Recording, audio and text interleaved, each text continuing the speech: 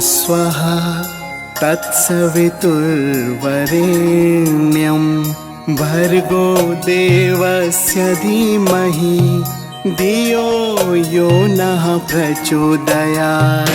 ॐ भूर्भुवस्वः तत्सवितुर्वरेण्यं भर्गो देवस्य धीमहि धियो यो नः प्रचोदयात्।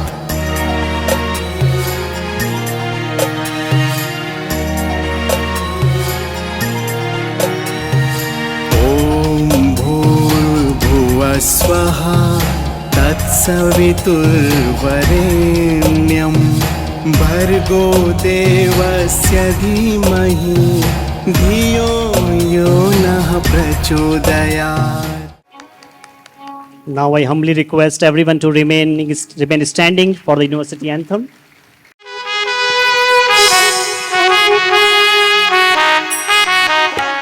मानवीयोत्थान का जो अनवरत आधार है, मानवीय उत्थान का जो अनवरत आधार है, देव संस्कृति विश्वविद्यालय सृजन का द्वार है, देव संस्कृति विश्वविद्यालय सृजन का द्वार है।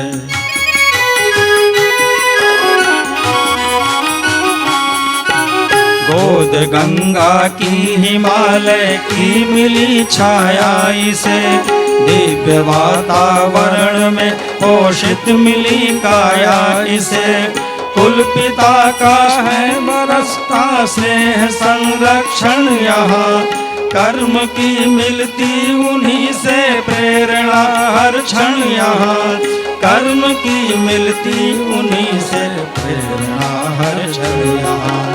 कुल जननी की दिव्य मृदु ममतामयी रसधार है, देव संस्कृति विश्वविद्यालय सृजन का द्वार है, देव संस्कृति विश्वविद्यालय सृजन का द्वार है।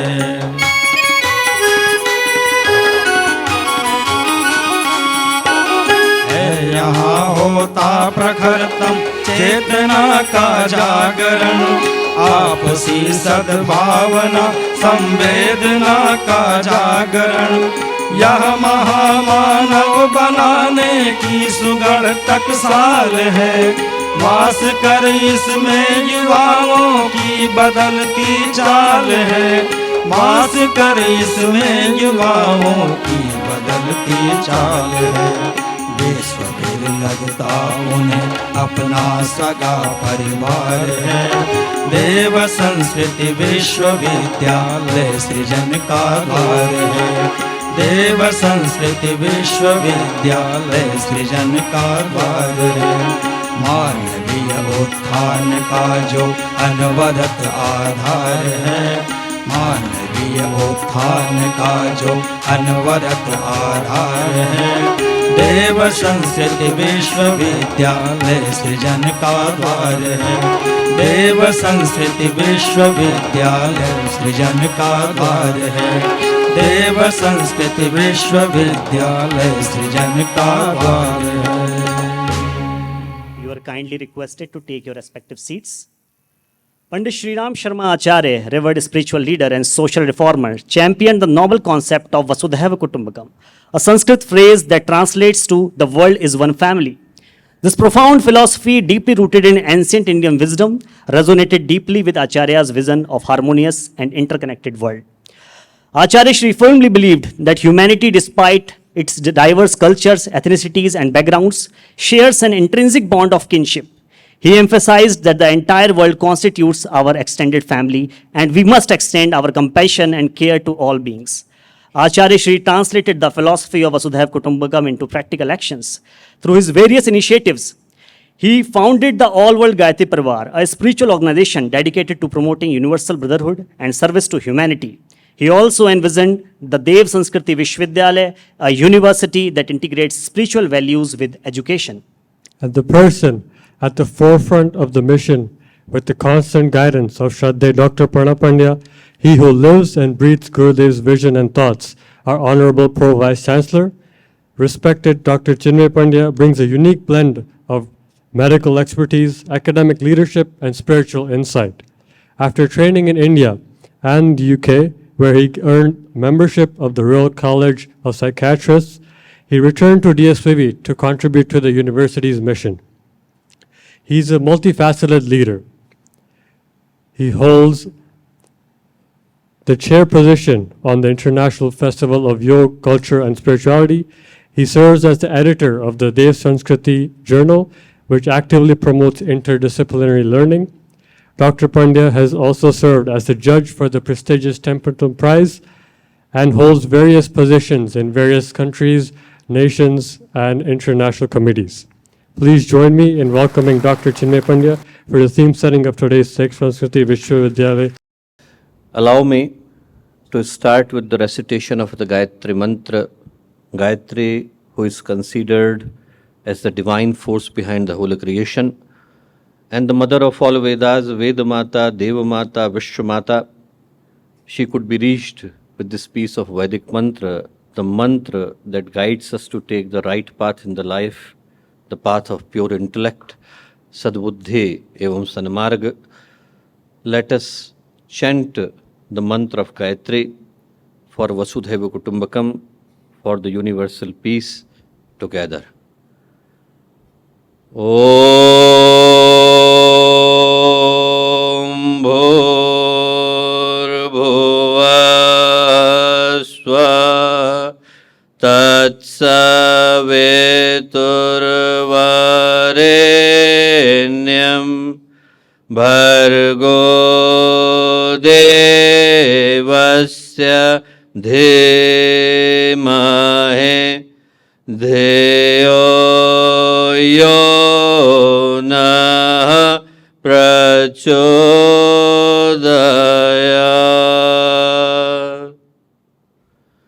In the subtle presence of Param Pujya Gurudev, Paramadaniya Mataji, I would like to start by greeting those seated on the dais, the chief guest of today's very auspicious ceremony, taking place in Mrityunjay Sabhagraha, in the lap of Ma Ganga, in the foothills of mighty Himalayas, Honorable Dr. Toer, the leader of the most prestigious Nobel Prize Committee, who confers the Nobel Peace Prize and Nobel Prizes to all other distinguished people all across the world, our dear friend and head of a very remarkable think tank, Sapiens Collective, Dr. Narendran Ji, Honorable Vice Chancellor, Honorable Registrar of the Deva Sanskriti Vishwavidyalaya, all the distinguished members of Gayatri Pariwar fraternity, brothers and sisters, dear friends.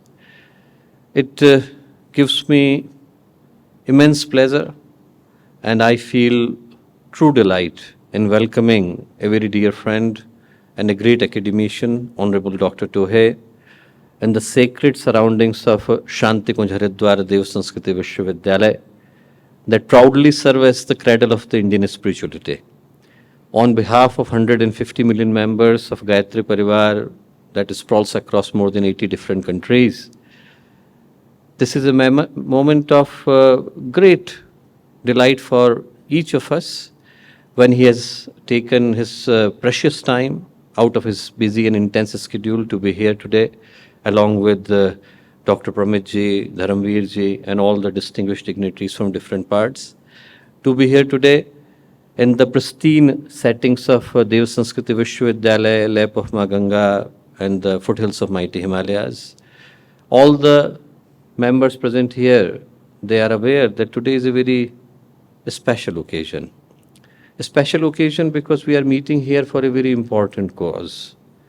Dr. Toer is very well aware that the fabric and very ethos of Deva Sanskriti Vishwavidyalaya, Shantikunj Gayatri Pariwar, it is intertwined with the interdependent and community-based consciousness, something that was declared by Pujya Gurudev as the founding statement of Gayatri Pariwar. And for us to understand the significance of it, for us to understand the importance of it, let us try to remind ourselves of the famous Vedic saying. The Vedic saying that says that success of few people remains futile if the collective progress has been eclipsed by a tragedy. And if we look at the collective progress of the mankind, if we look at the collective travel of the humanity, no doubt we would find many inspiring stories of path-breaking success, remarkable individuals in their own right. But unfortunately and sadly, we would also find that many pages of our history books have been soaked in the cascade of blood. And it's those chapters of hatred, intolerance, and violence that bothers me the most, because they are the declaration of the calamity of consciousness. And the reason I use the word consciousness, because the narrow-mindedness that I just talked about, everyone is aware of it, everyone wants to find a solution, everyone is desperate to seek a solution. But when trying to find a solution, we focus too much on the external measures, changing the law, changing the regulation, changing the acts. And they cannot solely bring a change unless there is a change in the way we think and address these issues. That Gurudev said, Drishtikona ka parivartan. Unless the change comes from within, there could be no substantive, there could be no permanent, there could be no noticeable change in this consciousness. And then only you can weave a single fabric of humanity. And that fabric of humanity has to be weaved together with the threads of respect, compassion, benevolence. Then only a change could take place. India is a prime example of it. We have got 22 official languages. We have got 19,500 dialects. There are more than 400 documented cultures. Diversity is thriving in this country because the country believed in the saying of the Mahopanishad, Ayam Nijaha Paroveti Gadana Laghuchet Sam Udara Charita Nam Tu Vasudhaiva Kutumbakam. This is mine, that is yours. That kind of sentiment belongs to the small children. For those people who have got big heart, the entire world is one single family. For them, Vasudhaiva Kutumbakam, the whole world is nothing but a single family. And from that definition, everyone who is present here today, they are together as a parivar. And that sentiment alone has the power to change the adversity, the misfortune of today's time. We have to find the adversities, or we have to fight the adversities of current times by becoming one single family, by becoming one single humanity, by becoming one single race and one single civilization.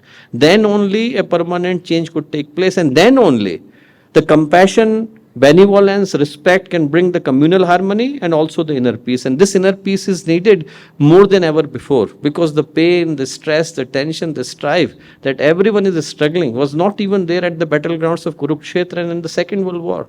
I'm a psychiatrist, I know it by myself. People are struggling. They have got money but no satisfaction. Prosperity is there but no contentment. They have made huge houses to live in, but families are gone. And worst of all, we have populated the earth, but we have annihilated the humanity. Compassion is gone, greed and decline, they rule the planet. And this world demands a change. If not today, then tomorrow we are forced to adopt the path that was shown by this land long time ago. Gurudev talked about 4 founding pillars for Gayatri Pariwar to be erected. Ekta, Samata, Shuchita, Mamata. Ekta means solidarity. We are supposed to stick together. No matter what happens, whether by default or by choice or by blessing, we are together. And kicking each other would only make the topple the boat. Solidarity. Samata, equality. Shuchita, sacredness. Mamata, compassion. Long time ago, when Gayatri Pariwar was established, Gurudev talked about these 4 major principles to be the foundation of the Gayatri Pariwar. And as they were true, those long time ago, they are still true not only for Gayatri Pariwar but also for the Vishnu Pariwar. I would like to end by quoting what Gurudev said in 1989, January, Parivartan ke Mahan Kshan. He was writing the book and he said something that is still relevant, is still important, is still significant in today's time. He said, current times may look dark and gloomy, but they should not bring fear or despair to us. Rather, we should embrace them like a call of action, because this is a sign that we are born at a very special time. We are born at a time where every single person of this planet is supposed to fight the misfortune of current time as one single family. And that, I think, should be the message for us to take our home. We should return home after listening to Honorable Dr. Toer as a day of Saubhagya, day of Sankalp, day of Avahan and day of Amantran.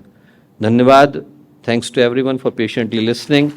And I welcome again, on behalf of millions of Gayatri Pariwar members, to Dr. Toer for sparing his precious time, coming to the most sacred land of India, to Haridwar, the door of divinity.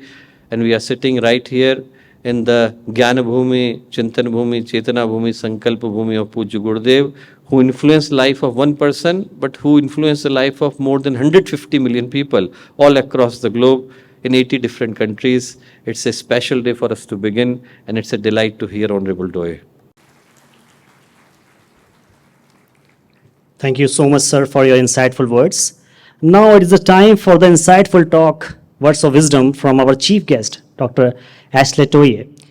Dr. Asle Toje did serve as the deputy leader of the Norwegian Nobel Committee, the group responsible for selecting the Nobel Peace Prize laureate. He is a scholar of international relation with a PhD from Cambridge University.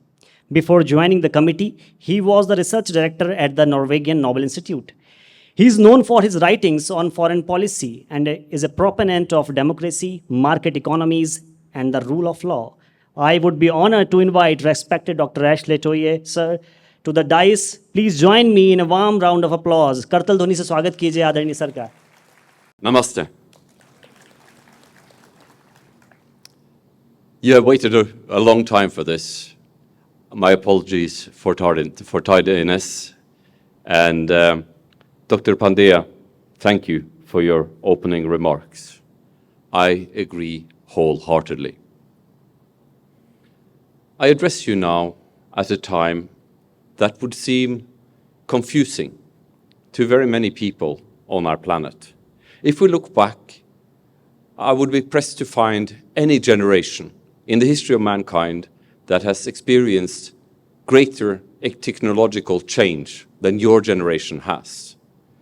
In many ways, I think we all feel distracted more than anything. Distracted by the shiny buildings popping up where there used to be fields, distracted by our cellular phones and their endless cat videos, distracted by our own pursuit of wealth. We are living more comfortably now than before, but as Dr. Pandya pointed out, for many, amidst all this wealth and progress, many languish in spiritual poverty, asking what is the point of it all. Dear friends, my field of expertise is international relations, and for my fortunes, I have returned to Cambridge, where I'm now a visiting professor under the auspices of one of the good friends of Dr. Pandya, Lord Smith, who is the master at my college. My field of research is geopolitics, and I will not try to scare you, dear audience. But as I address you here today, the world is closer to nuclear holocaust than it has been at any stage since the Cuban Missile Crisis of the mid-1950s. The world's two primary nuclear powers have done what we were so concerned they would do during the Cold War, and entered ever closer towards a full-scale war, a war that will almost certainly lead to the use of nuclear weapons, and were nuclear weapons to be used, we could find that our journey on this planet together could well be cut short. And dear friends, wouldn't that be a shame? In that perspective, what divides us from religion or culture, economy, history, becomes infinitely small because we share this one wish to live on this bountiful planet that we love so dearly. Therefore, dear friends, the message of peace is more important today than it has ever been. Outer peace in the world and inner peace within ourselves. I'm very inspired by the curriculum of your university. It seems that the people who have been drawn to this place of learning all share this one desire to refine one's soul, to try and be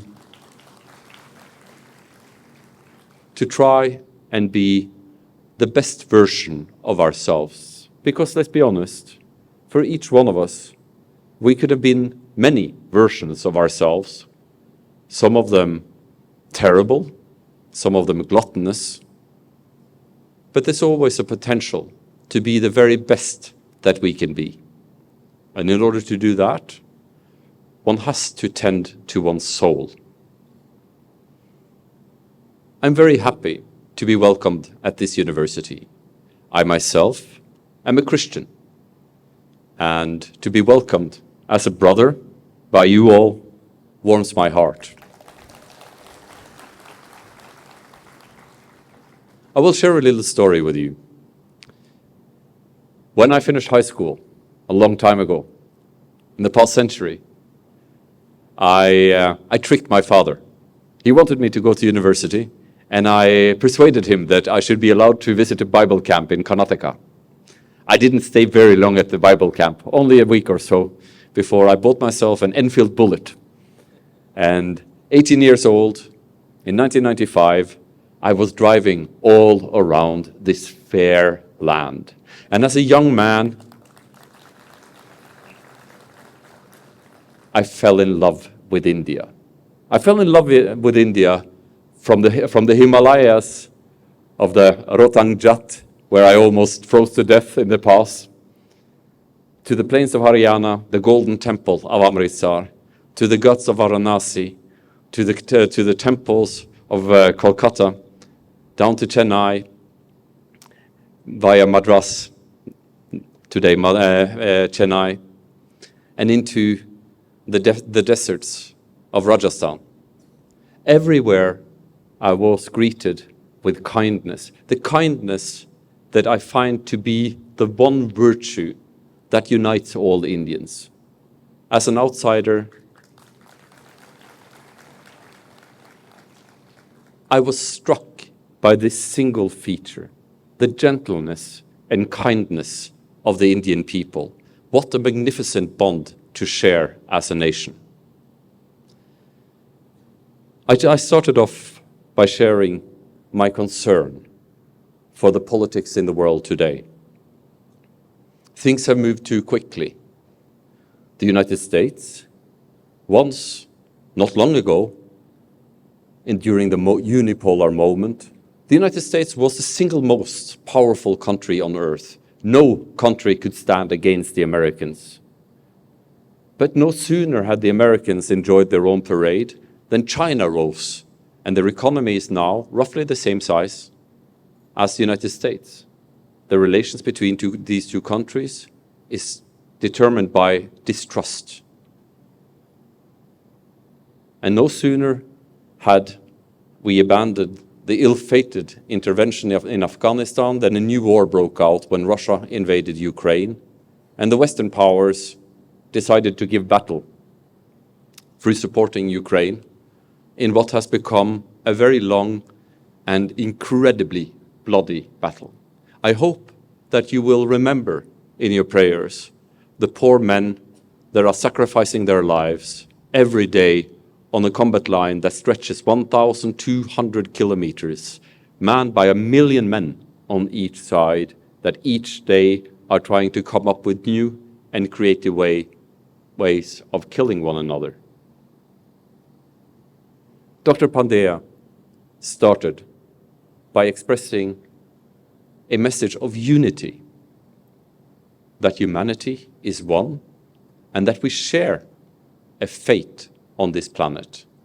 I wholeheartedly agree. But as we have progressed, our souls have not progressed with our technology. How could it be that we would regress back to slaughtering each other in the trenches at the same time as we're reaching for the stars? Therefore, the work that you are doing is important.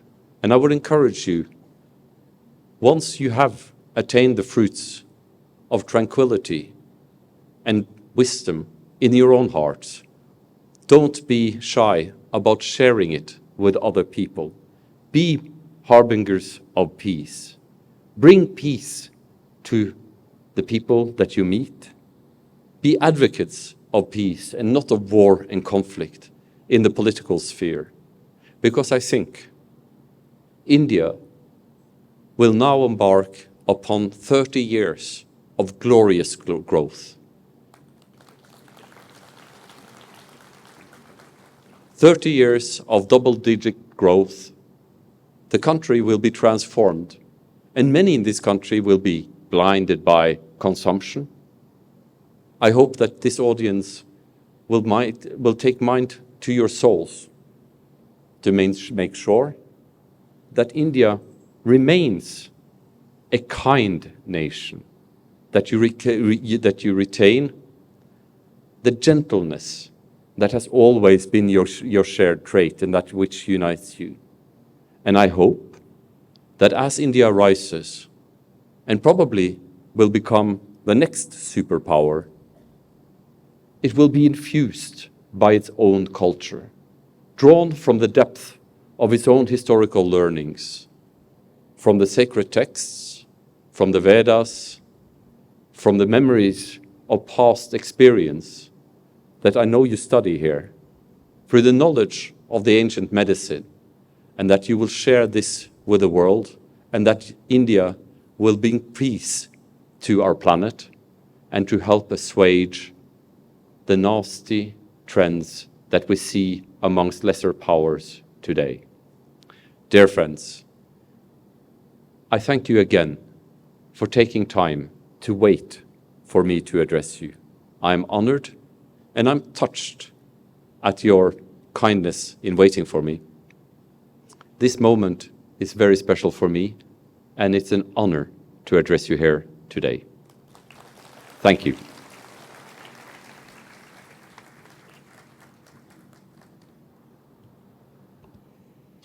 Thank you very much, Dr. Asle Toje. Thank you very much for your insightful and wonderful talk. As you said, the world has been going on through a big change. And as India goes through a rapid development, it's very important to find inner peace within ourselves and actively spread the peace to every nation.